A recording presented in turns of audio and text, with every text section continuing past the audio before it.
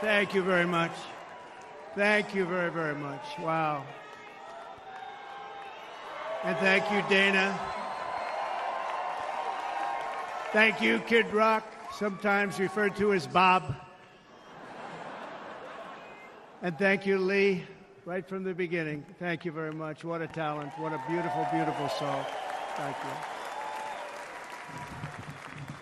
Friends, delegates, and fellow citizens, I stand before you this evening with a message of confidence, strength, and hope. 4 months from now, we will have an incredible victory, and we will begin the 4 greatest years in the history of our country. Together, we will launch a new era of safety, prosperity, and freedom for citizens of every race, religion, color, and creed. The discord and division in our society must be healed. We must heal it quickly. As Americans, we are bound together by a single fate and a shared destiny. We rise together or we fall apart. I am running to be president for all of America, not half of America, because there is no victory in winning for half of America. So tonight, with faith and devotion, I proudly accept your nomination for President of the United States. Thank you.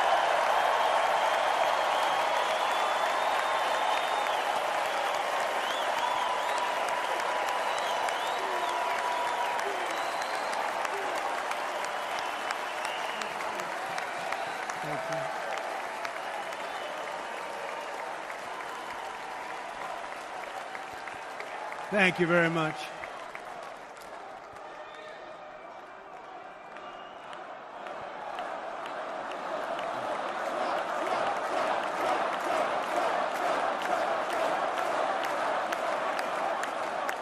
Thank you very much.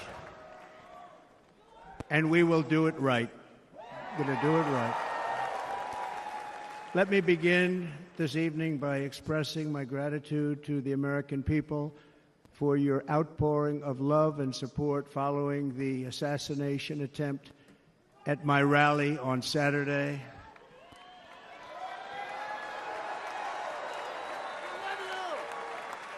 As you already know, the assassin's bullet came within a quarter of an inch of taking my life. So many people have asked me, what happened? Tell us what happened, please. And therefore, I will tell you exactly what happened, and you'll never hear it from me a second time because it's actually too painful to tell. It was a warm, beautiful day in the early evening in Butler Township in the great Commonwealth of Pennsylvania. Music was loudly playing, and the campaign was doing really well. I went to the stage, and the crowd was cheering wildly. Everybody was happy. I began speaking very strongly, powerfully, and happily because I was discussing the great job my administration did on immigration at the southern border. We were very proud of it.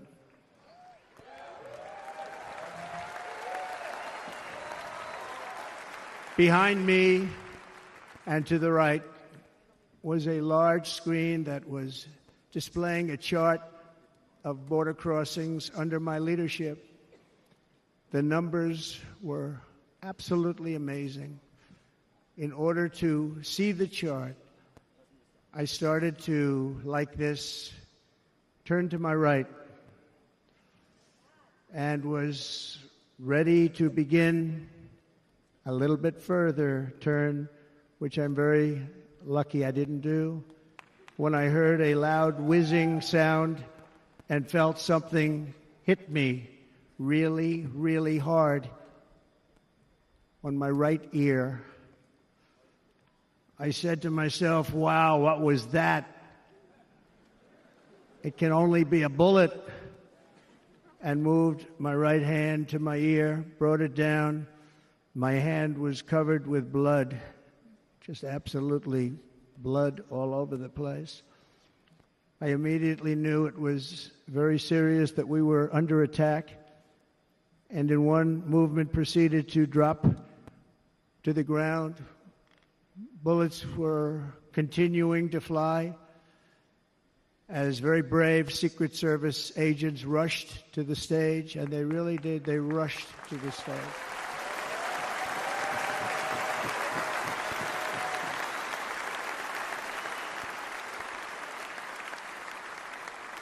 These are great people at great risk, I will tell you, and pounced on top of me so that I would be protected.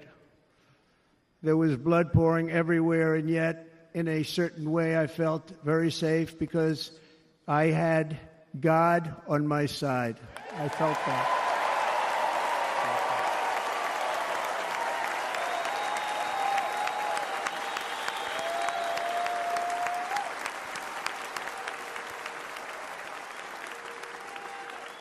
The amazing thing is that prior to the shot, if I had not moved my head at that very last instant, the assassin's bullet would have perfectly hit its mark, and I would not be here tonight. We would not be together. The most incredible aspect of what took place on that terrible evening in the fading sun was actually seen later. In almost all cases, as you probably know, and when even a single bullet is fired, just a single bullet, and we had many bullets that were being fired, crowds run for the exits or stampede, but not in this case. It's very unusual.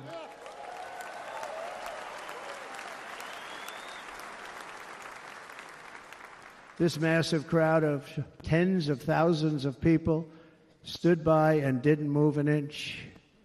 In fact, many of them bravely but automatically stood up looking for where the sniper would be. They knew immediately it was a sniper. And then began pointing at him. You can see that if you look at the group behind me. That was just a small group compared to what was in front. Nobody ran, and by not stampeding, many lives were saved. But that isn't the reason that they didn't move. The reason is that they knew I was in very serious trouble. They saw it. They saw me go down. They saw the blood and thought, actually most did, that I was dead. They knew it was a shot to the head. They saw the blood. And there's an interesting statistic. The ears are the bloodiest part. If something happens with the ears, they bleed more than any other part of the body. For whatever reason, the doctors told me that. I said, why is there so much blood? He said, it's the ears. They bleed more. So we learned something, but they just, this beautiful crowd, they didn't want to leave me. They knew I was in trouble. They didn't want to leave me. And you can see that love written all over their faces. Incredible people. They're incredible people. Bullets were flying over us, yet I felt serene. But now the Secret Service agents were putting themselves in peril. They were in very dangerous territory. Bullets were flying right over them, missing them by a very small amount of inches. And then it all stopped. Our Secret Service sniper, from a much greater distance and with only one bullet used, took the assassin's life, took him out.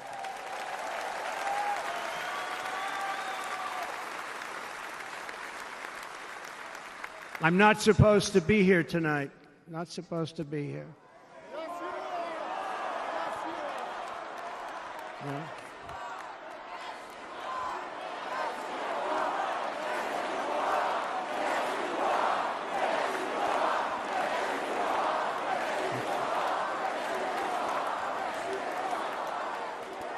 Thank you. But I'm not.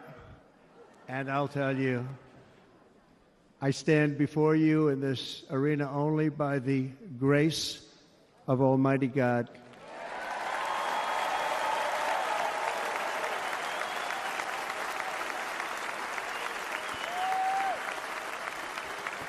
In watching the reports over the last few days, many people say it was a providential moment.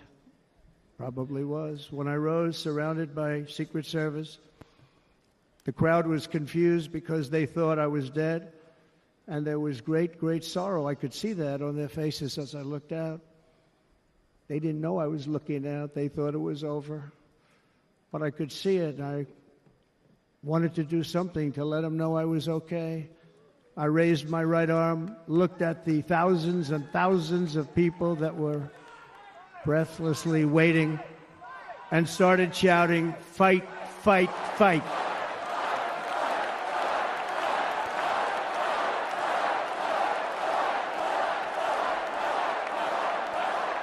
Thank you.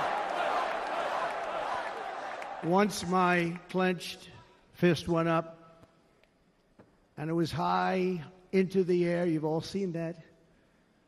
The crowd realized I was okay and roared with pride for our country like no crowd I have ever heard before. Never heard anything like it. For the rest of my life, I will be grateful for the love shown by that giant audience of patriots that stood bravely on that fateful evening in Pennsylvania. Tragically, the shooter claimed the life of one of our fellow Americans, Corey Comparator. Unbelievable person, everybody tells me. Unbelievable. And seriously wounded, two other great warriors. Spoke to them today. David Dutch and James Copenhaver. Two great people. I also spoke to all three families of these tremendous people. Our love and prayers are with them and always will be. We're never going to forget them. They came for a great rally. They were serious Trumpsters, I want to tell you. They were serious Trumpsters and still are. But Corey, unfortunately, we have to use the past tense. He was incredible. He was a highly respected former fire chief, respected by everybody. Was accompanied by his wife, Helen, incredible woman. I spoke to her today, devastated, and two precious daughters. He lost his life selflessly acting as a human shield to protect them from flying bullets. He went right over the top of them and was hit. What a fine man he was.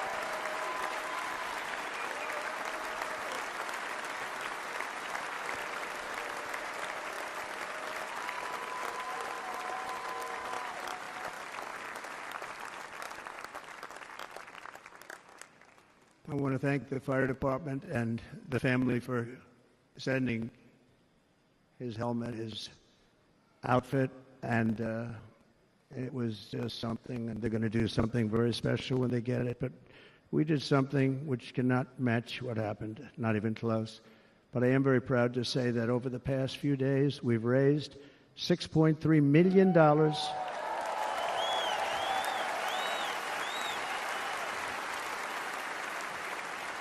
for the families of David, James, and Corey, including from a friend of mine, just called up. He sent me a check right here. I just got it.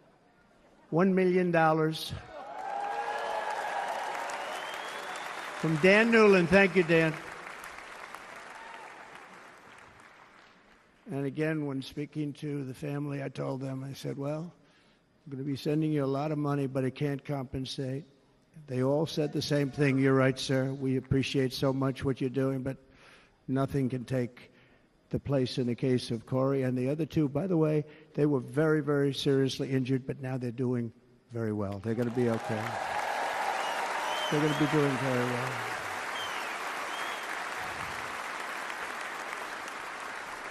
They're warriors. So now I ask that we observe a moment of silence in honor of our friend Corey.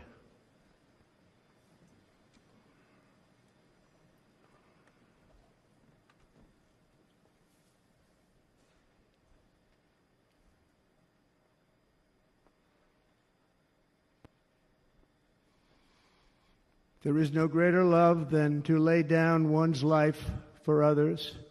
This is the spirit that forged America in her darkest hours, and this is the love that will lead America back to the summit of human achievement and greatness. This is what we need. Despite such a heinous attack, we unite this evening more determined than ever. I am more determined than ever, and so are you. So is everybody in this room.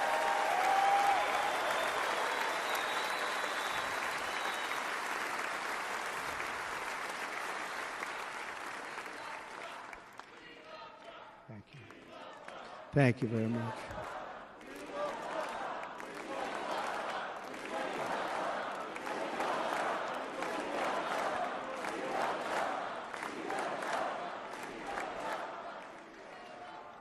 Our resolve is unbroken and our purpose is unchanged to deliver a government that serves the American people better than ever before. Nothing will stop me in this mission because our vision is righteous and our cause is pure. No matter what obstacle comes our way, we will not break, we will not bend, we will not back down, and I will never stop fighting for you, your family, and our magnificent country. Never.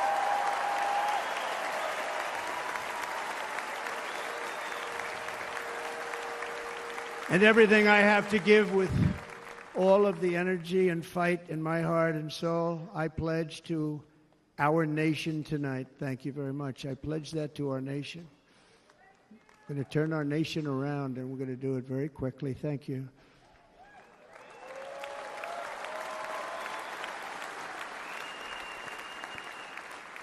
This election should be about the issues facing our country and how to make America successful, safe, free, and great again.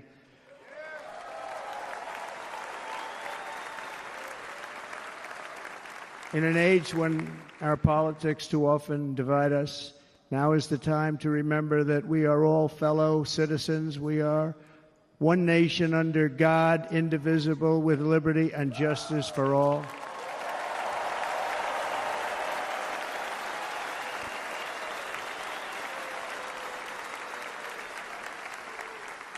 And we must not criminalize dissent or demonize political disagreement, which is what's been happening in our country lately at a level that nobody has ever seen before. In that spirit, the Democrat Party should immediately stop weaponizing the justice system and labeling their political opponent as an enemy of democracy. Especially since that is not true. In fact, I am the one saving democracy for the people of our country.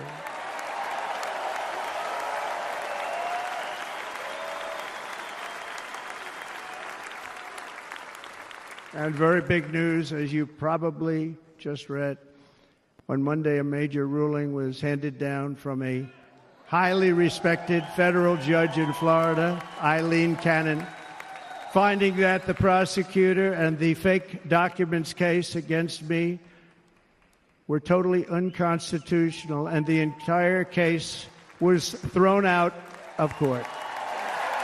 With all of that publicity, thrown out of court. If Democrats want to unify our country, they should drop these partisan witch hunts, which I have been going through for approximately 8 years.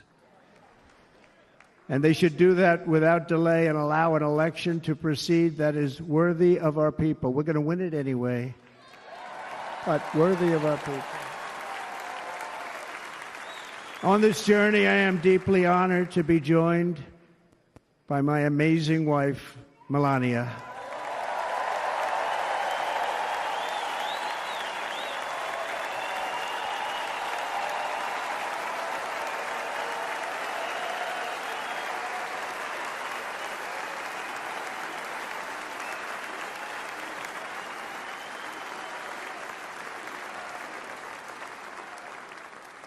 And Melania, thank you very much. You also did something really beautiful, a letter to America calling for national unity, and it really took the Republican Party by surprise. I will tell you, it was beautiful.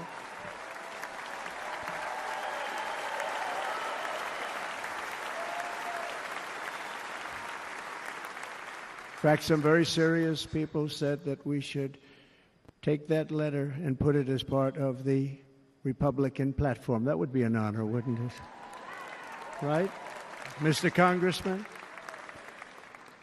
But it captivated so many, so I also want to thank my entire family for being here. Don, Kimberly, Ivanka and Jared, Eric and Lara, Tiffany and Michael, Barron. We love our Barron.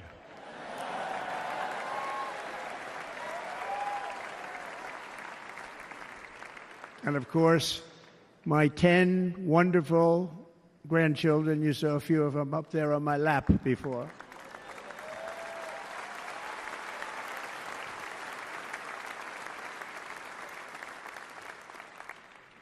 And how good was Dana? Was Dana good? I mean, was he good? He was on probably the only vacation he's had in about, maybe ever, because he works, but about 10 years with his wife, very far away. I won't tell you where, but very, very far away, beautiful place. And my people called, and he said, I won't be able to do it. This is many, many years. I promised my wife I can't do it. And they came in, they said, Dana won't be able to do it, because he was my first, second, and third choice. I said, well, that's too bad, but I understand he's away, and it's good. It's good for him. And that was it. About 30 minutes later, she came back in, sir, Dana just called, he's going to do it. And his wife, she said, you can't turn him down, you just can't do it, you have to go. That's a good wife.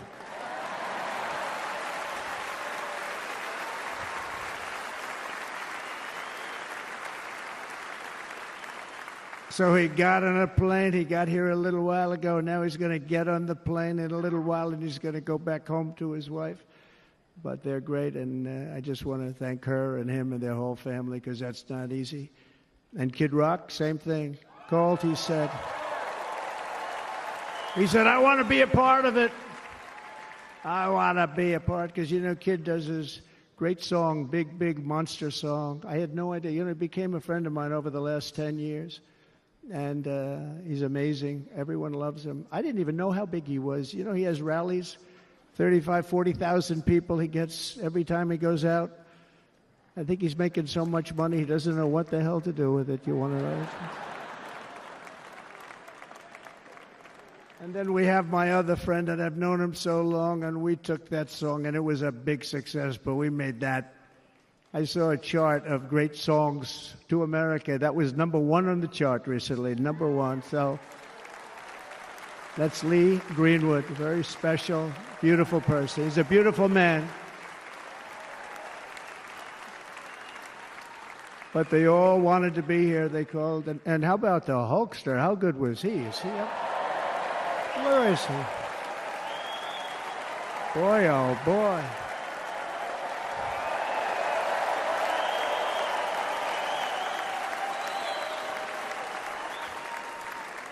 They may call that entertainment. I know about entertainment, but when he used to lift a 350-pound man over his shoulders and then bench press him 2 rows into the audience, I say, maybe entertainment, but he is one strong son of a gun. I will tell you, I watched it many times. There aren't a lot of entertainers that can do that, right? You were fantastic. Thank you very much. Followed by Eric. What was that all about? Boy, that was good. I didn't want to really come up here.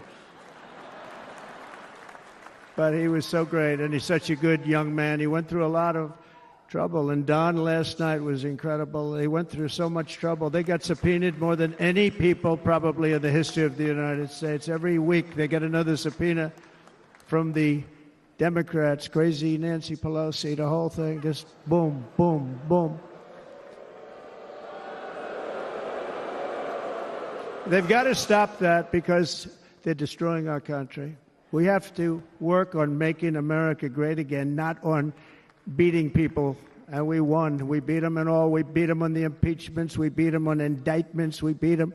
But the time that you have to spend, if they would devote that genius to helping our country, we'd have a much stronger and better country.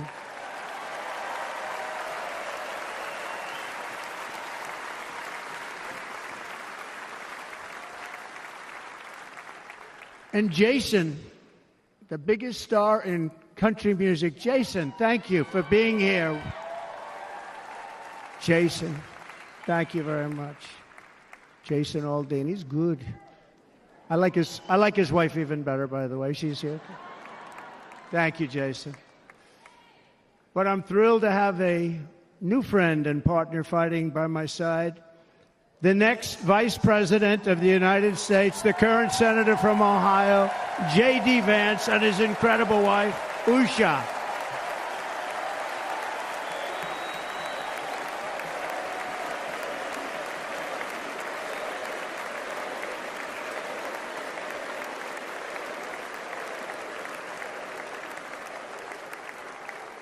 He's going to be a great Vice President. He's going to be great. He'll be with this country and with this movement, greatest movement in the history of our country, Make America Great Again. When they criticize it, they say, we're going to try and stop MAGA. I said, MAGA is Make America Great Again. What are you going to stop? There's nothing to stop. Then they say, oh, that's right. It's very tough to fight it. And all of the people that did try and fight it have failed. But he's going to be with us for a long time, and it was an honor to select him. Great, great student at Yale. His wife was a great student at Yale. They met at Yale. These are two smart people. So, J.D., you're going to be doing this for a long time. Enjoy the ride.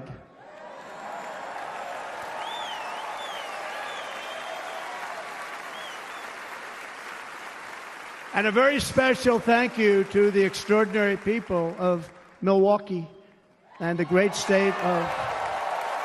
Oh, there they are. There they are. You are so easy to spot. And Green Bay's going to have a good team this year, right? They're going to have a good team. They're going to have a good team. Most of the audience doesn't like it, but it's true. You're going to have a very good team this year. And by the way, Wisconsin, we are spending over $250 million here creating jobs and other economic development all over the place. So I hope you will remember this in November and give us your vote. I am trying to buy your vote. I'll be honest about that.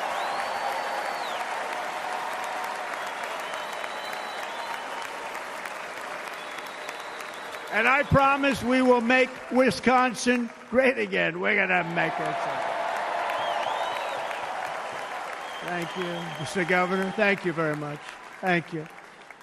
I'm here tonight to lay out a vision for the whole nation, to every citizen, whether you're a young or old man or woman, Democrat, Republican, or independent, black or white, Asian or Hispanic. I extend to you a hand of loyalty and of friendship. Together we will lead America to new heights of greatness like the world has never seen before. We were right there in the first term. We got hit with COVID. We did a great job. Nobody knew what it was, but nobody's ever seen an economy pre-COVID. And then we handed over a stock market that was substantially higher than just prior to COVID. Coming in, did a great job. Never got credit for that. We got credit for the war and defeating ISIS and so many things, the great economy, the biggest tax cuts ever, the biggest regulation cuts ever, the creation of Space Force, the rebuilding of our military. We did so much. We did so much. Right to try. Right to try is a big deal. We got right to try. They were trying to get that for 52 years. Somebody's terminally ill, and hopefully there's nobody in this audience, but it does happen a lot. They're terminally ill and they can't use our new space-age drugs and other things that we are way ahead. We have the greatest doctors in the world, the greatest laboratories in the world, and you can't do it. They've been trying to get that approved for 52 years. Wasn't that easy? The insurance companies didn't want to do it. They didn't want the risk. The labs didn't want to do it because if it didn't work, people are pretty far down the line toward death. They didn't want to do it. The doctors didn't want to have it on their records, so I got everybody into an office. 52 years they tried. Sounds simple, but it's not. And I got them to agree that somebody that needs it will, instead of going to Asia, Europe, or someplace, or if you have no money, going home and dying, just die. We got them to sign an agreement, agree to it, where they're not going to sue anybody. They're going to get all of this stuff. They're going to get it really fast. And what's happened is we're saving thousands and thousands of lives. It's incredible. Right to try. It's a great feeling. Under our leadership, the United States will be respected again. No nation will question our power. No enemy will doubt our might. Our borders will be totally secure. Our economy will soar. We will return law and order to our streets, patriotism to our schools, and importantly, we will restore peace, stability, and harmony all throughout the world. But to achieve this future, we must first rescue our nation from failed and even incompetent leadership. We have totally incompetent leadership. This will be the most important election in the history of our country. Under the current administration, we are indeed a nation in decline. We have an inflation crisis that is making life unaffordable, ravaging the incomes of working and low-income families, and crushing, just simply crushing our people like never before. They've never seen anything like it. We also have an illegal immigration crisis, and it's taking place right now as we sit here in this beautiful arena. It's a massive invasion at our southern border that has spread misery, crime, poverty, disease, and destruction to communities all across our land. Nobody's ever seen anything like it. Then there's an international crisis, the likes of which the world has seldom been part of. Nobody can believe what's happening. War is now raging in Europe and the Middle East. A growing specter of conflict hangs over Taiwan, Korea, the Philippines, and all of Asia. And our planet is teetering on the edge of World War III. And this will be a war like no other war because of weaponry. The weapons are no longer army tanks going back and forth shooting at each other. These weapons are obliteration. It's time for a change. This administration can't come close to solving the problems. We're dealing with very tough, very fierce people. They're fierce people. And we don't have fierce people. We have people that are a lot less than fierce, except when it comes to cheating on elections and a couple of other things. Then they're fierce. Then they're fierce. So tonight, I make this pledge to the great people of America. I will end the devastating inflation crisis immediately, bring down interest rates, and lower the cost of energy. We will drill, baby, drill.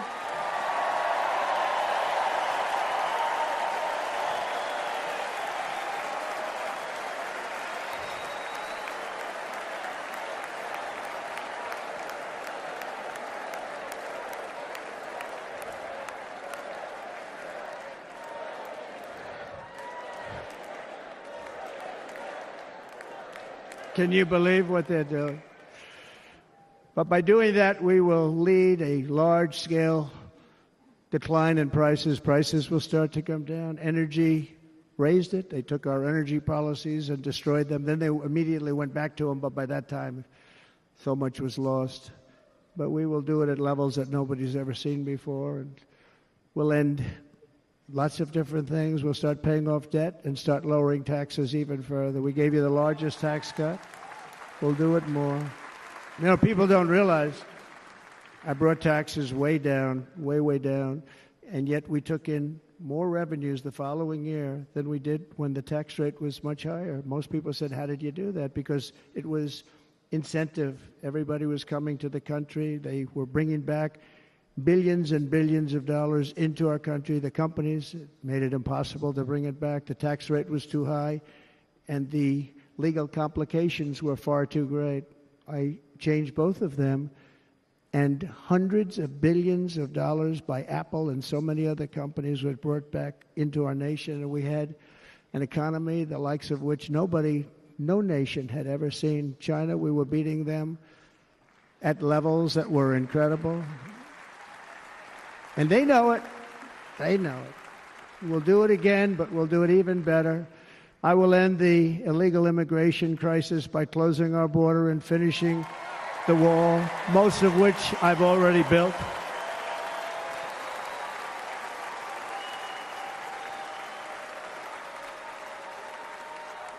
On the wall, we were dealing with a very difficult Congress, and I said, oh, that's okay, we won't go to Congress. I call it an invasion. We gave our military almost $800 billion. I said, I'm going to take a little of that money because this is an invasion, and we built, most of the wall is already built, and we built it through using the funds because what's better than that? We have to stop the invasion into our country that's killing hundreds of thousands of people a year. We're not going to let that happen. I will end every single international crisis that the current administration has created, including the horrible war with Russia and Ukraine, which would have never happened if I was president, and the war caused by the attack on Israel, which would have never happened if I was president. Iran was broke. Iran had no money. Now Iran has $250 billion. They made it all over the last 2.5 years. They were broke.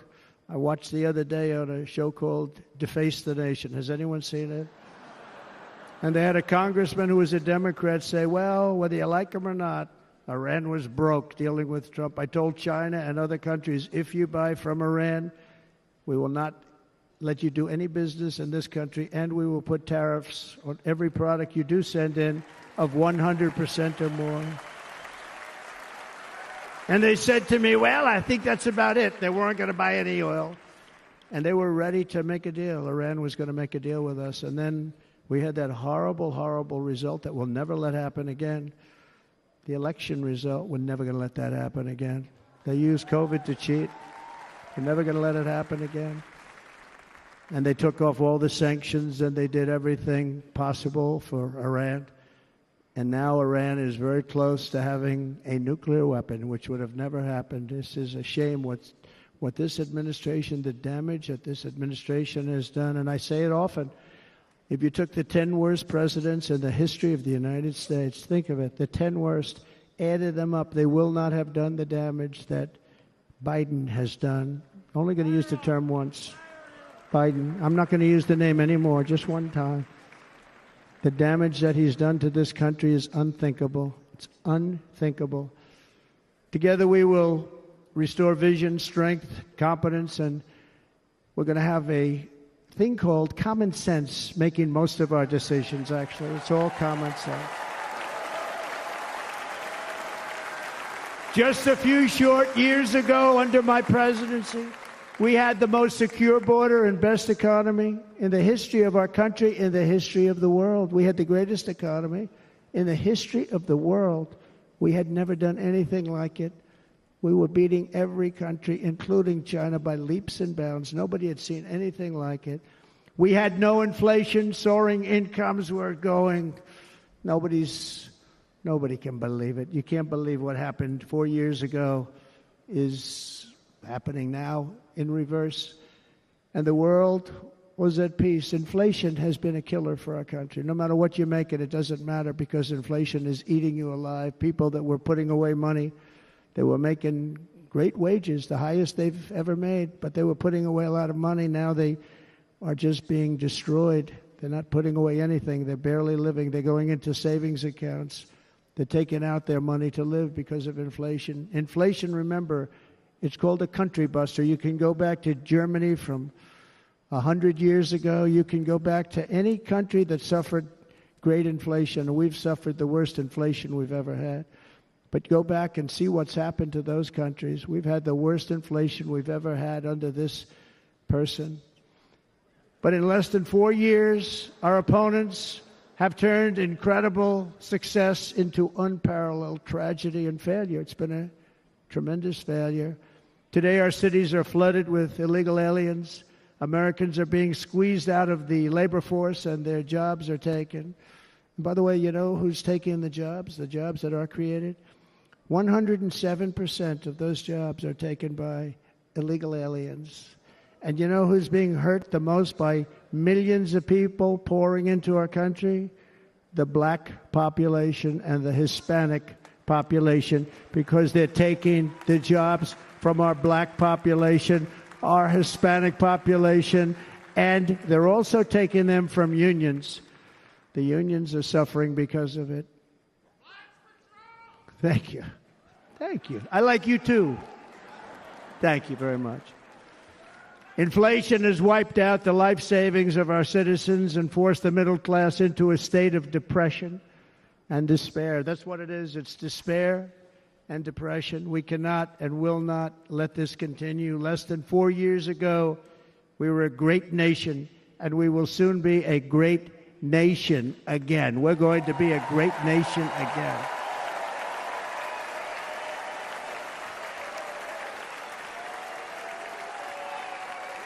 Thank you. With proper leadership, every disaster we are now enduring will be fixed, and it will be fixed very, very quickly. So tonight, whether you've supported me in the past or not, I hope you will support me in the future, because I will bring back the American dream. That's what we're going to do. You don't even hear about the American dream anymore. With great humility, I am asking you to be excited about the future of our country. Be excited. Be excited.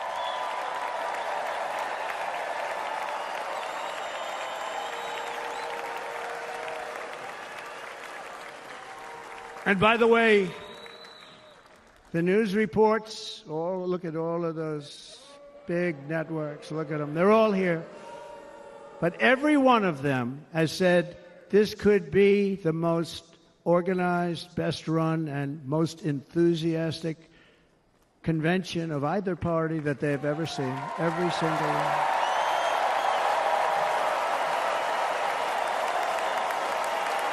And it's true.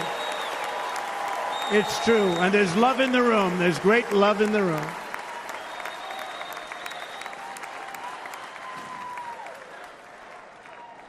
So I better finish strong. Otherwise, we'll blow it, and we can't let that happen. Now, this was great. All of the great people that spoke, and everybody hit a home run. I mean, there's not one that I can think of where I said, oh, gee, that wasn't great. Every single person. I refuse to be the only one. Don't do that to me. They're already getting ready. See, I gave them an idea. Now, this was a great convention. This was, I think we're actually going to go home and miss it. You know, usually with a first of all, look at these crowds. You'd never have this at a convention. Look at these crowds.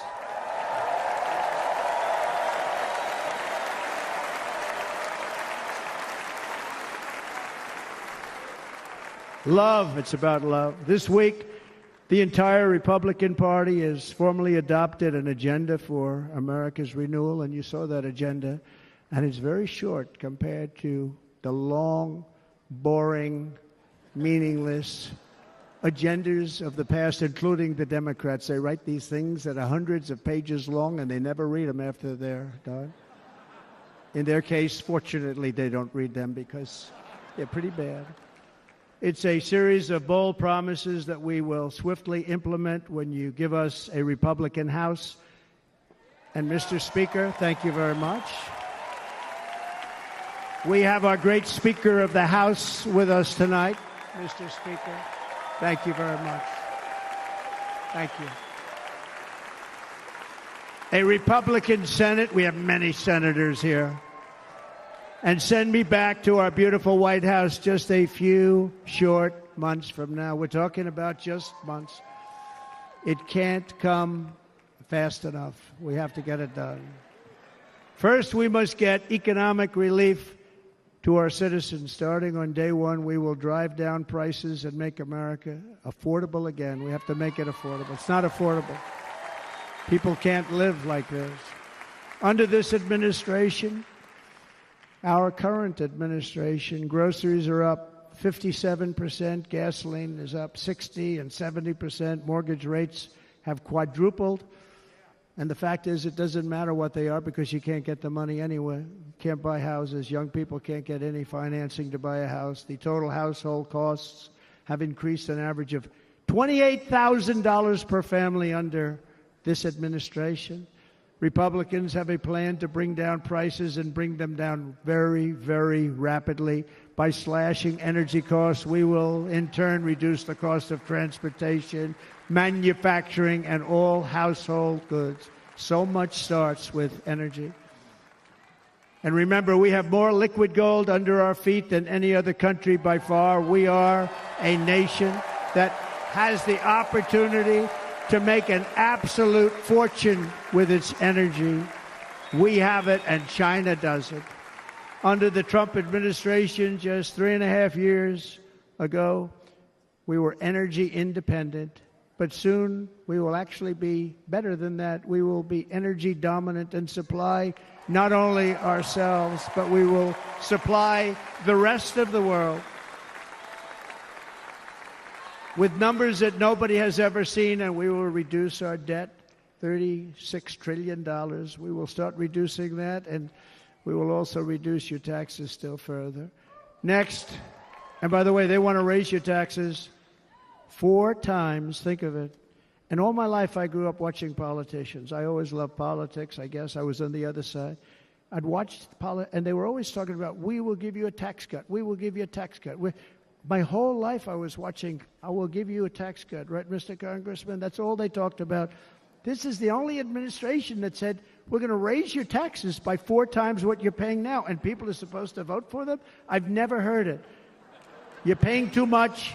We're going to reduce your taxes still further. We gave you the biggest one, as I said. We're going to give you more, and it's going to lead to tremendous growth. We want growth in our country. That's what's going to pay off our debt. And next, we will end the ridiculous and actually incredible waste of taxpayer dollars that is fueling the inflation crisis. They spent trillions of dollars on things having to do with the Green New Scam. It's a scam. And that's caused tremendous inflationary pressures in addition to the cost of energy. And all of the trillions of dollars that are sitting there not yet spent, we will redirect that money for important projects like roads, bridges, dams, and we will not allow it to be spent on meaningless Green New Scam ideas.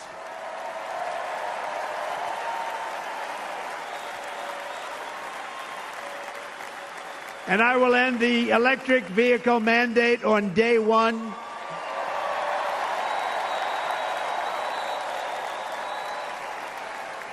Thereby saving the U.S. auto industry from complete obliteration, which is happening right now, and saving U.S. customers thousands and thousands of dollars per car. And right now, as we speak, large factories just started are being built across the border in Mexico. So with all the other things happening on our border, and they're being built by China to make cars and to sell them into our country. No tax, no anything. The United Auto Workers ought to be ashamed for allowing this to happen. And the leader of the United Auto Workers should be fired immediately. And every single auto worker, union and non-union, should be voting for Donald Trump, because we're going to bring back car manufacturing, and we're going to bring it back fast.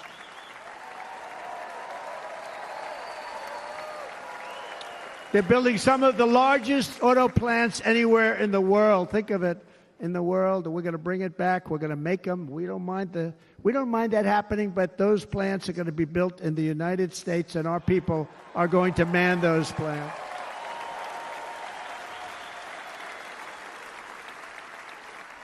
And if they don't agree with us, we'll put a tariff of approximately 100 to 200% on each car, and they will be unsellable in the United States. We have long been taken advantage of by other countries. And think of it, oftentimes these other countries are considered so-called allies. They've taken advantage of us for years. We lose jobs, we lose revenue, and they gain everything and wipe out our businesses, wipe out our people.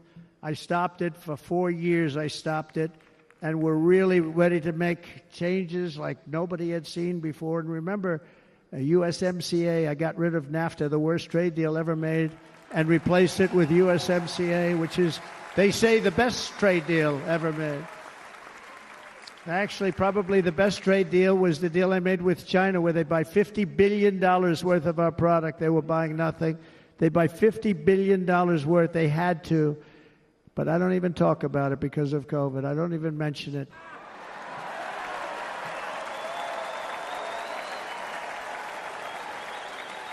We will not let countries come in, take our jobs, and plunder our nation. They come and do that.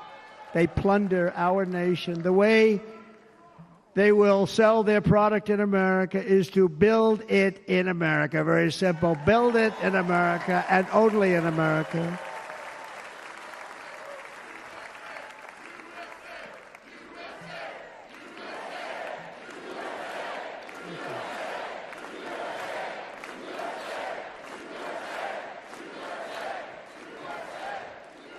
And this very simple formula in Congress has to go along with us, and they will. This very simple formula will create massive numbers of jobs. We will take over the auto industry again, and many, many, hundreds of thousands of jobs. We lost so many jobs over the years. If you go back 20, 25 years, they've stolen, going to China and Mexico, about 68% of our auto industry manufacturing jobs. We're going to get them all back. We're going to get them all back, every one of them. At the center of our plan for economic relief are massive tax cuts for workers that include something else that's turned out to be very popular, actually. Here it's very popular, in this building and all those hotels that I saw that are so nice. I'm staying in a nice one. It's called no tax on tips. No tax on tips. No tax on tips.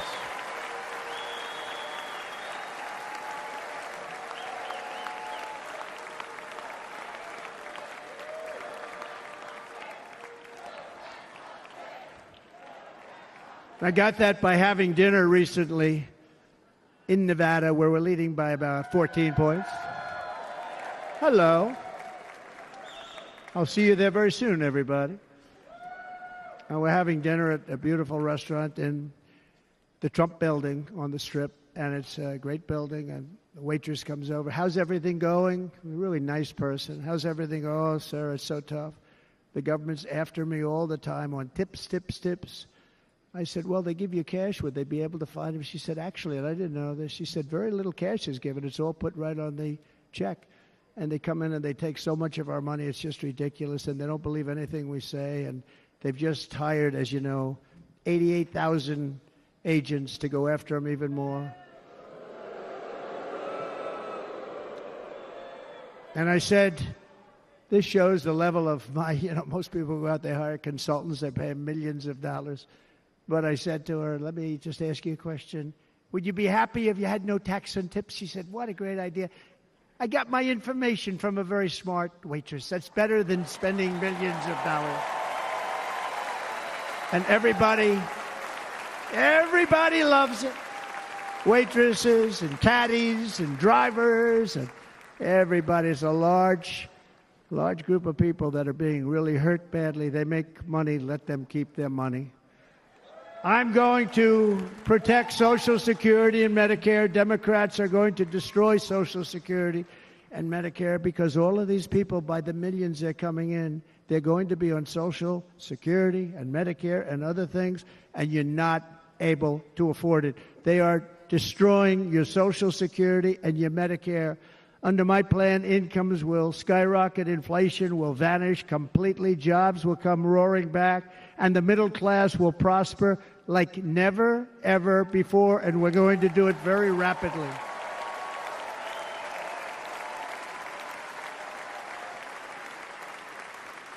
But no hope or dream we have for America can succeed unless we stop the illegal immigrant invasion, the worst that's ever been seen anywhere in the world. There's never been an invasion like this anywhere. Third world countries would fight with sticks and stones not to let this happen.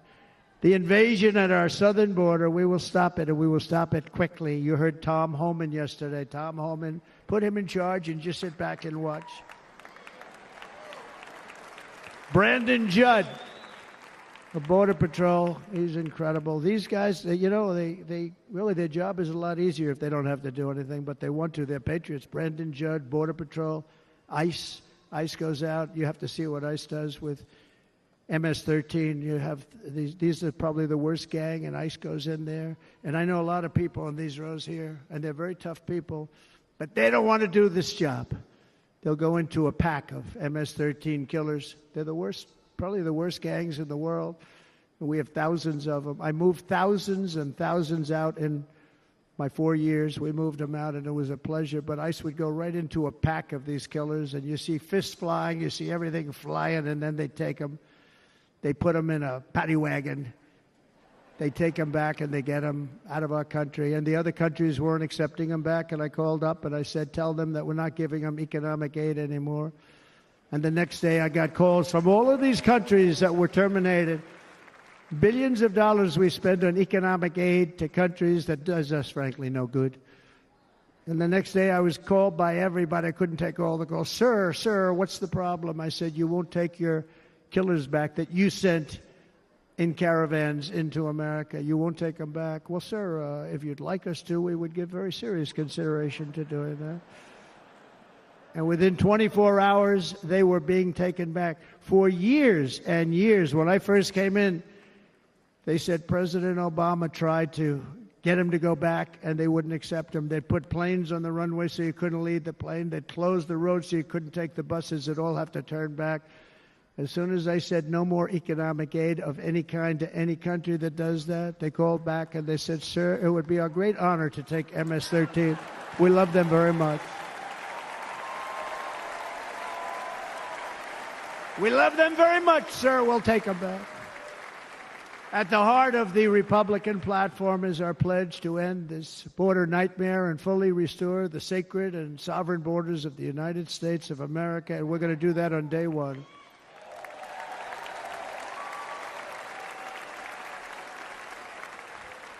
That means two things on day one, right? Drill, baby, drill, and close our borders.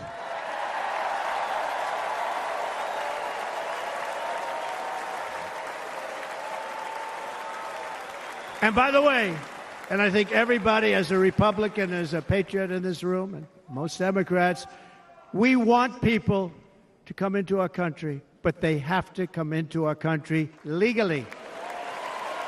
Legally. Less than 4 years ago, I handed this administration the strongest border in American history. But you can see on the chart that saved my life, that was the chart that saved my life. I said, look it, I'm so proud of it. I think it's one of the greatest, it was done by the Border Patrol, one of the greatest charts I've ever seen. It showed everything just like that. You know the chart. Oh, there it is. That's pretty good. Wow. Last time I put up that chart, I never really got to look at it.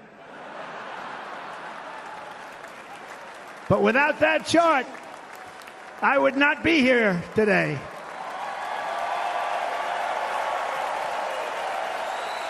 Never got to look at it.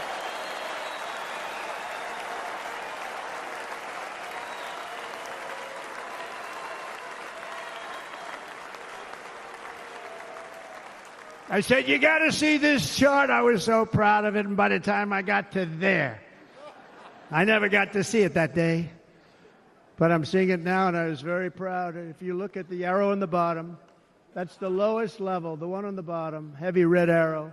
That's the lowest level of illegal immigrants ever to come into our country in recorded history, right there. Right there. And that was my last week in office. And then you see what happened after I left. Look at the rest. And if you go out a little bit further, it's getting to be a little bit old, but I love it anyway, right? But you can go much higher with those numbers. Look what happened right after that. The invasion began. We had the opposite. We stopped the invasion. But the invasion that we stopped was peanuts by comparison to what happened after I left. Look at what happened after I left. They took over our country. We ended all catch and release. We shut down asylum fraud. We stopped human trafficking and forged historic agreements to keep illegal aliens on foreign soil. We want them to stay on their soil. Under the Trump administration, if you came in illegally, you were apprehended immediately and you were deported. You went right back. The current administration terminated every single one of those great Trump policies that I put in place to seal the border. I wanted a sealed border. Again, come in, but come in legally. You know how unfair it is? So many people, hundreds of thousands of people, have been working for years to come into our country. And now they see these people pour into our country at levels that are unprecedented. It's so unfair. And we're not going to do it. We're not going to stand for it. They suspended wall construction, ended remain in Mexico. We had a policy, remain in Mexico. You think that was easy to get from the Mexican government? But I said, you must give it to us. If you don't give it to us, there will be repercussions. And they gave it to us. But not easy. Canceled our Safe Third agreements. Demolished Title 42, implemented nationwide catch and release. That's catch and release, where we catch them and release them into our country. We catch them and release them into Mexico. There's a slight difference. And took 93, this is the previous administration, 93 executive actions to throw open our border to the world. The entire world is pouring into our country because of this very foolish administration. The greatest invasion in history is taking place right here in our country. They are coming in from every corner of the earth, not just from South America, but from Africa, Asia, the Middle East. They're coming from everywhere. They're coming at levels that we've never seen before. It is an invasion indeed, and this administration does absolutely nothing to stop them. They're coming from prisons. They're coming from jails. They're coming from mental institutions and insane asylums. The press is always on me because I say this. Has anyone seen Silence of the Lambs? The late, great Hannibal Lecter. He'd love to have you for dinner.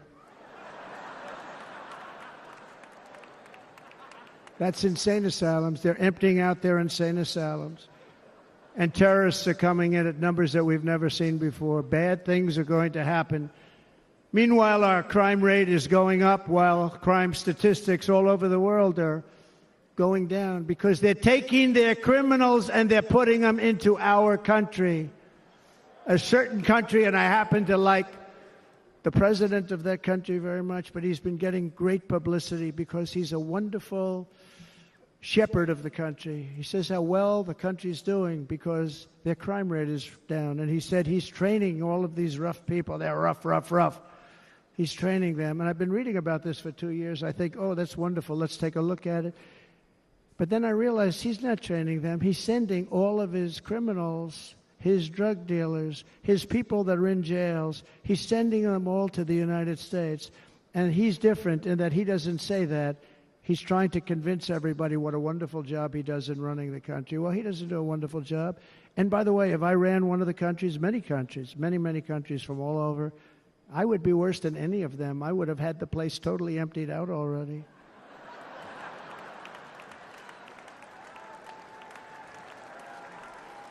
But we become a dumping ground for the rest of the world, which is laughing at us. They think we're stupid. And they can't believe that they're getting away with what they're getting away with, but they're not going to be getting away with it for long. That's what I can tell you.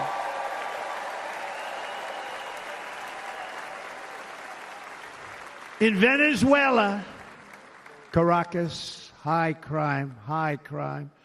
Caracas, Venezuela, really a dangerous place, but not anymore. Because in Venezuela, crime is down 72%. In fact, if they would ever win this election, I hate to even say that, we will have our next Republican convention in Venezuela because it will be safe.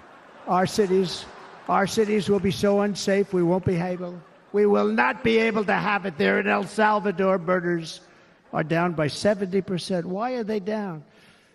Now, he would have you convinced that because he's trained murderers to be wonderful people. No.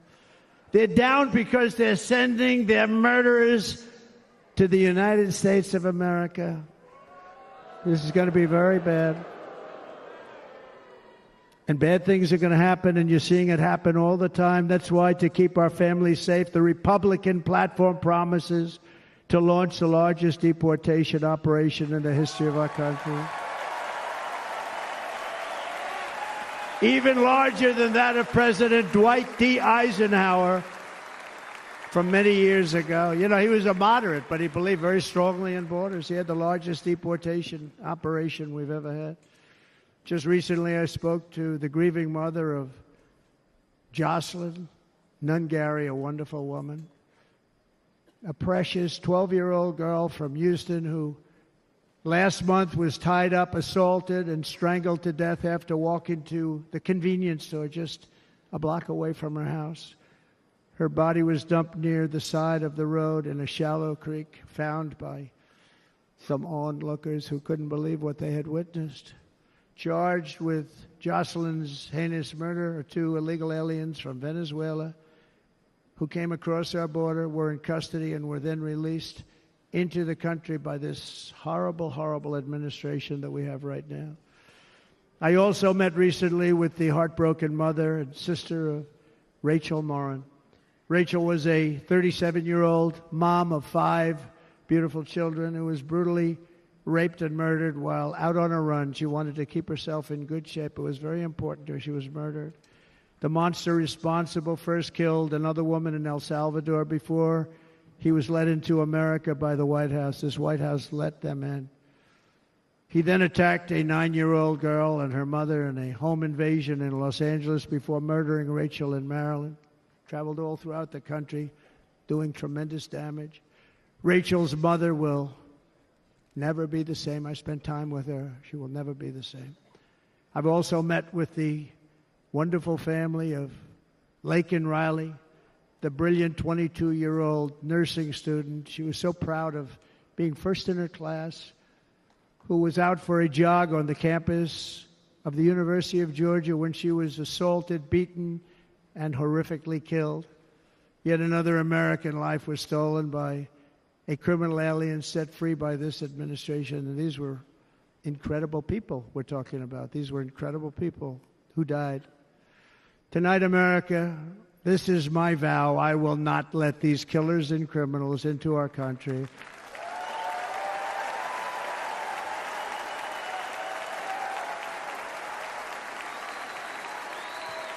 I will keep our sons and daughters safe. As we bring security to our streets, we will help bring stability to the world. I was the first president in modern times to start no new wars. You know, we were the toughest. We were the most respected. And you saw this. Hungry, strong country, run by a very powerful, tough leader. He's a tough guy. Press doesn't like him because he's tough. And he came out recently. They were asking him at an interview, the whole world is exploding. What's happening? What's going on? Viktor Orban, Prime Minister of Hungary, very tough man. He said, I don't want people coming into my country and blowing up our shopping centers and killing people. But they said to him, tell us what's going wrong, what's happening, what is it? He said, there's only one way you're going to solve it. You got to bring President Trump back to the United States because he kept everybody at bay. He used a word I wouldn't use because I can't use that word. because you'd say it was braggadocious. The press would say he was a braggart. I'm not a braggart. But Viktor Orban said it.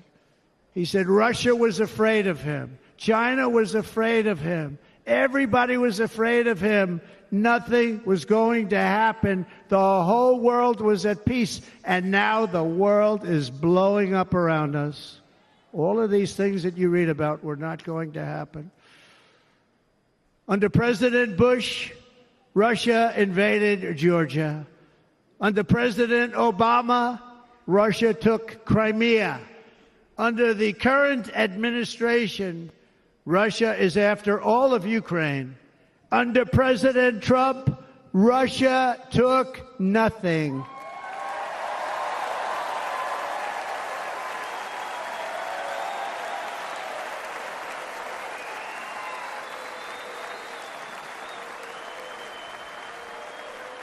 We defeated 100% of ISIS in Syria and Iraq, something that was said to take 5 years, sir. It'll take 5 years, sir. We did it in a matter of a couple of months. We have a great military. Our military is not woke. It's just some of the fools on top that are woke.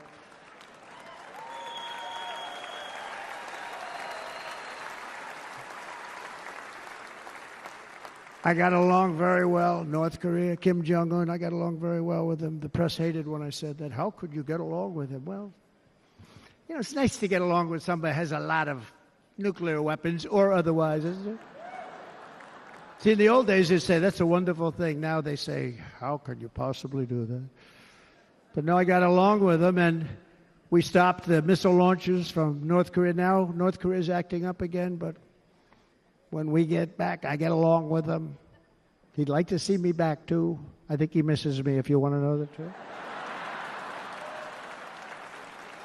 Our opponents inherited a world at peace and turned it into a planet of war. We're in a planet of war.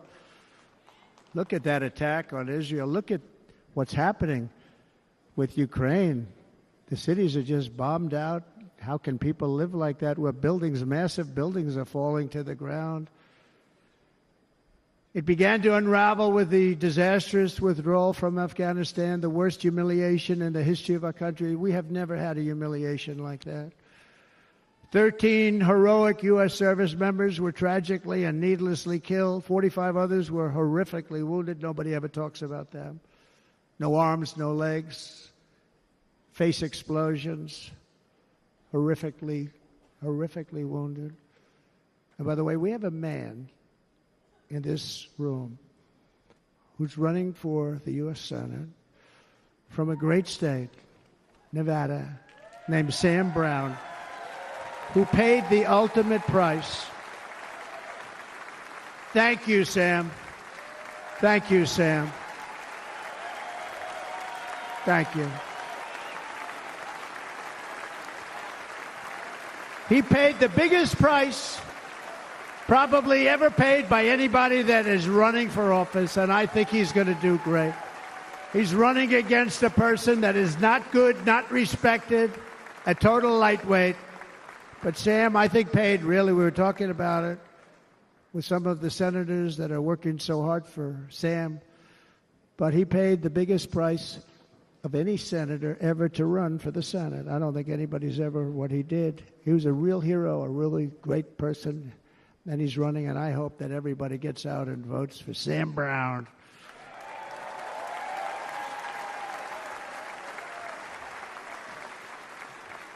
And we also left behind $85 billion worth of military equipment, along with many American citizens were left behind. Many, many American citizens, emboldened by that disaster. Russia invaded Ukraine. They saw this group of people that were incompetent. We took the soldiers out first. No, we're going to take the soldiers out second. If they would have followed my plan, we had a great plan. But the plan only kicked in if they did everything perfectly. And they weren't doing things perfectly, so we said it doesn't kick in. You know, 18 months in Afghanistan, we didn't have one, so they were killing them left and right, snipers. And I spoke to the head of the Taliban. You've heard this story. Abdul, still there, still the head of the Taliban. The press got on me, why would you speak to him? I said, because that's where the killing is. I don't have to speak to somebody that has nothing to do with it. And I told him, don't ever do that. Don't ever do that again. Don't ever, ever do that again. You've got to stop. Because during the Obama administration, many great people and soldiers, but a lot of soldiers were being killed from long distance. I said, if you keep doing that, you're going to be hit harder than anybody's ever been hit by a country before.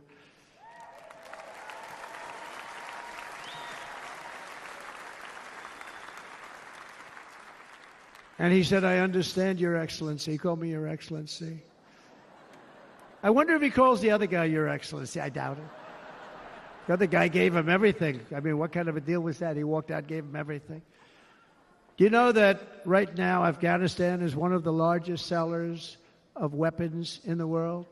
They're selling the brand new, beautiful weapons that we gave them. But think of it. He actually said to me, but why do you show me a picture of my home? I said, you'll have to ask your people or one of your wives. But he could figure it out. And for 18 months, we had not one attack on an American soldier by the Taliban. 18 months.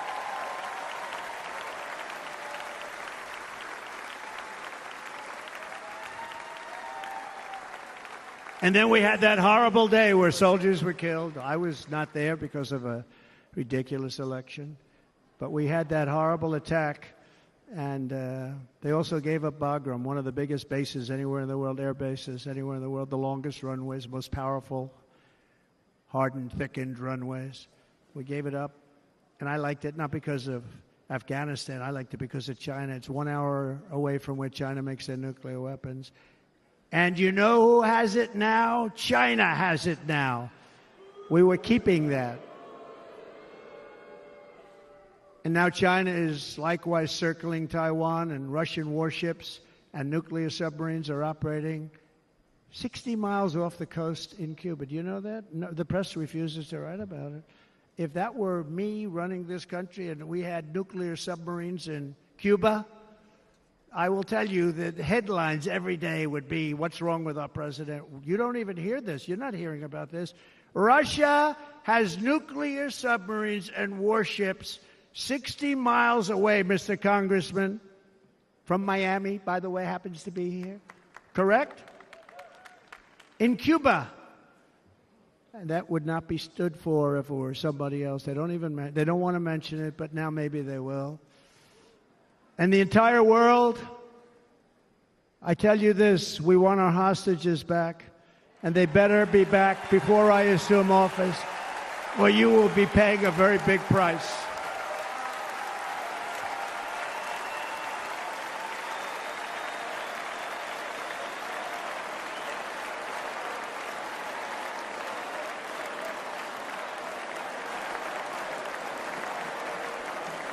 With our victory in November, the years of war, weakness, and chaos will be over. I don't have wars. I had no wars other than ISIS, which I defeated, but that was a war that was started. We had no wars. I could stop wars with a telephone call.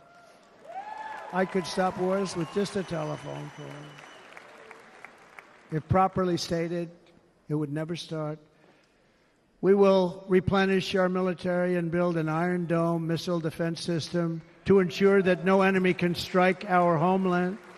And this great Iron Dome will be built entirely in the USA. We're going to build it in the USA. And Wisconsin,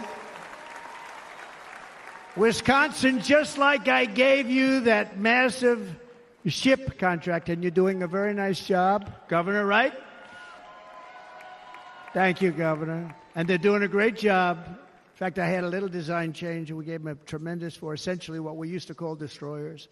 These are now the most beautiful. They look like yachts. I said, we have to take the bow, and we have to make it a little nicer and a little point at the top instead of a flat nose. And the people at the shipyard said, this guy sort of knows what he's doing. We have the most beautiful ships, right, Governor? And everybody's sitting over there. And it was a big contract that everybody wanted. I gave it to Wisconsin, but we're going to have a lot of that built right here in the state of Wisconsin and all other states. Israel has an Iron Dome. They have a missile defense system. 342 missiles were shot into Israel, and only one got through a little bit. It was badly wounded. It fell to the ground, but most of them are. And Ronald Reagan wanted this many years ago, but we really didn't have the technology many years ago. Remember, they called it Starship, spaceship, anything to mock him. But he was a very good president, very, very good. But now we have unbelievable technology. And why should other countries have this and we don't? No, we're going to build an iron dome over our country, and we're going to be sure that nothing can come and harm our people. And again, from an economic development standpoint, we're going to make it all right here. No more sending it out to other countries in order to help. It's America first. America first. We will unleash the power of American innovation. And as we do, we will soon be on the verge of finding the cures to cancer, Alzheimer's disease, and many other diseases. We're going to get to the bottom of it. You remember this gentleman that I don't want to mention other than one time I had to, because when you say the 10 worst, I had to do it. I didn't want anybody to be confused. But this man said, we're going to find a cure to cancer. Nothing happened. We're going to get to the cure for cancer and Alzheimer's and so many other things. We're so close to doing something great. But we need a leader that will let it be done. We will not have men playing in women's sports. That will end immediately.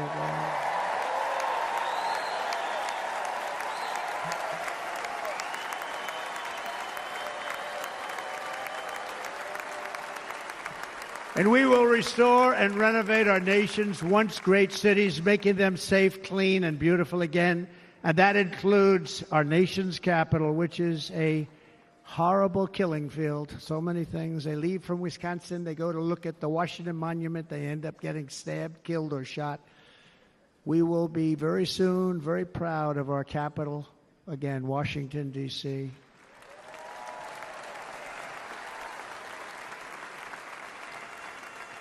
America is on the cusp of a new golden age, but we will have the courage to seize it. We're going to take it. We're going to make it a current. We're going to bring this into a golden age like never seen before. Remember this, China wants to do it. Japan wants to do it. All of these countries want to do it. We have to produce massive amounts of energy if we're going to produce the new. If you look at some of the things that have been done, and some of the things that we're going to do. But AI needs literally twice the electricity that's available now in our country. Can you imagine? But instead, we're spending places where they recharge electric cars. They built 8 chargers at a certain location toward the Midwest. 8 chargers for $9 billion. Think of them as a tank for filling up your gas.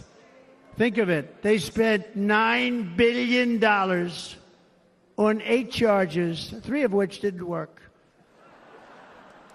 And if you were going to do this all over our country, this crazy electric mandate, if you're going to do this all, and by the way, I'm all for electric. They have their application. But if somebody wants to buy a gas-powered car, gasoline-powered car, or a hybrid, they're going to be able to do it.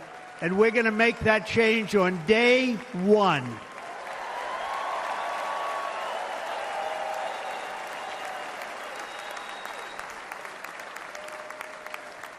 So to conclude, just a few short days ago, my journey with you nearly ended. We know that.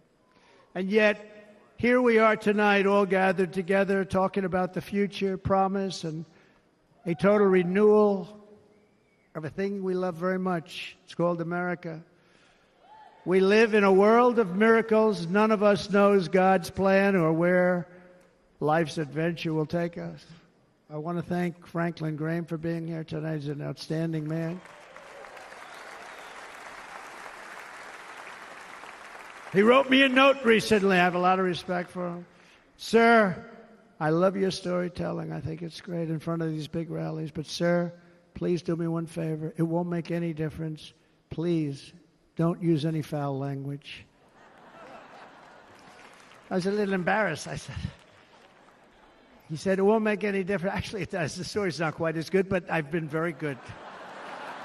The story is not quite as good, to be honest. I've got to have a little talk with Franklin, but he was great. He's a great gentleman. His father was so incredible, Billy Graham. My father used to love taking me to see Billy Graham. My father would take me to see Billy Graham at Yankee Stadium. He had the biggest rallies you've ever seen. He was a good rally guy, too. But he'd get up, and he was a fantastic guy. My father loved Billy Graham.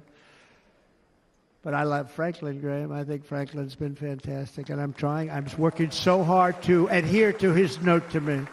I'm working hard on it, Franklin. But if the events of last Saturday make anything clear, it is that every single moment we have on earth is a gift from God.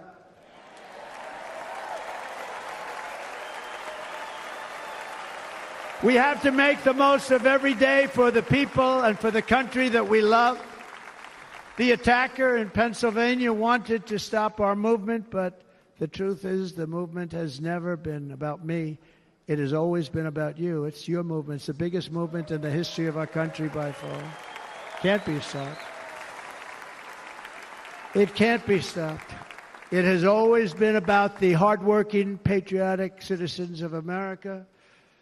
For too long, our nation has settled for too little. We settled for too little. We've given everything to other nations, to other people. You have been told to lower your expectations and to accept less for your families. I am here tonight with the opposite message. Your expectations are not big enough. They're not big enough. It is time to start expecting and demanding the best leadership in the world, leadership that is bold, dynamic, relentless, and fearless. We can do that. We are Americans. Ambition is our heritage. Greatness is our birthright. But as long as our energies are spent fighting each other, our destiny will remain out of reach, and that's not acceptable. We must instead take that energy and use it to realize our country's true potential and write our own thrilling chapter of the American story. We can do it together. We will unite. We are going to come together, and success will bring us together.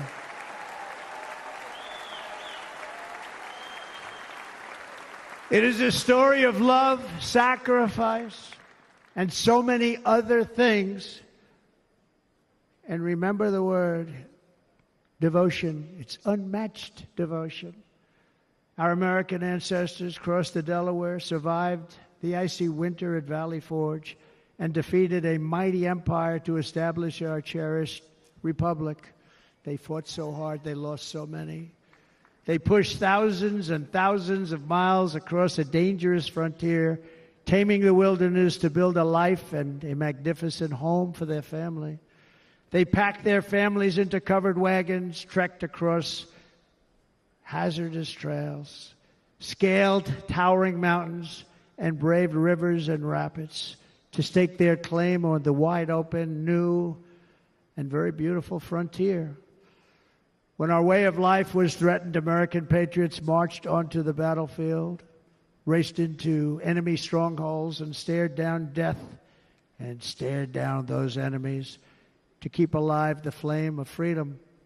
At Yorktown, Gettysburg, and Midway, they joined the roll call of immortal heroes. So many just so many heroes, so many great, great people. And we have to cherish those people. We can't forget those people. We have to cherish those people.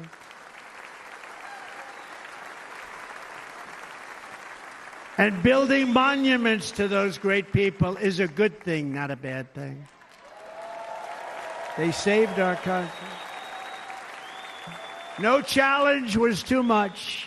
No hardship was too great. No enemy was too fierce. Together these patriots soldiered on and endured, and they prevailed because they had faith in each other, faith in their country, and above all, they had faith in their God.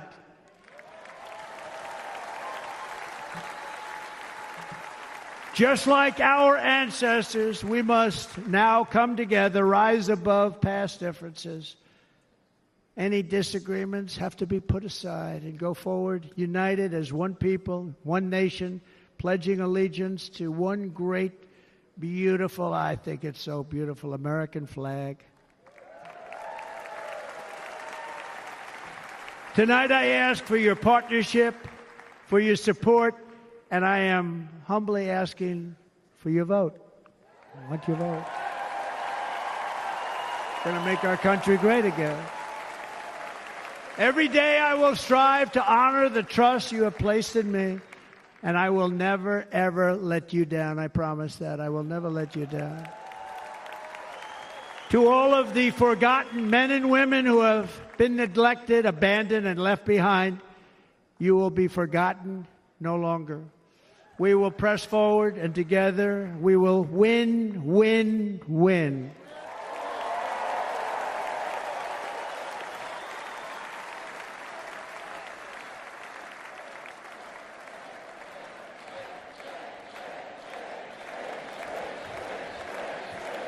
Win, win, win, win, win, win. Nothing will sway us, nothing will slow us, and no one will ever stop us. No matter what dangers come our way, no matter what obstacles lie in our path, we will keep striving toward our shared and glorious destiny, and we will not fail. We will not fail. Together we will save this country, we will restore the republic, and we will usher in the rich and wonderful tomorrows that our people so truly deserve. America's future will be bigger, better, bolder, brighter, happier, stronger, freer, greater, and more united than ever before.